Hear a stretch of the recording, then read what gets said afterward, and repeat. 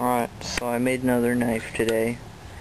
It's a PVC handle, got a rivet, and the blade is particularly cool. Alright, hold on, I need... Sorry, I pushed down on it.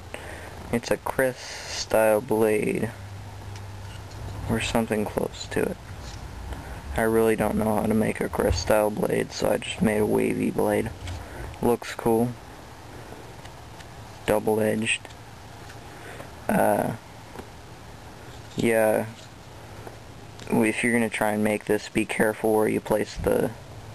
Well, it's not rivet, but it's a piece of metal I just found and stuck it in there and pounded the hell out of it so that it's expanded and held the blade in place. By the way, I didn't make the top of this really sharp, but the top of the blade, but it folds down like this. So, it's very cool.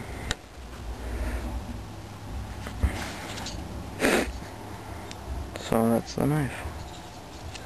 Anyway, thanks for watching. Please comment, subscribe. If you have any questions, I'll gladly take them.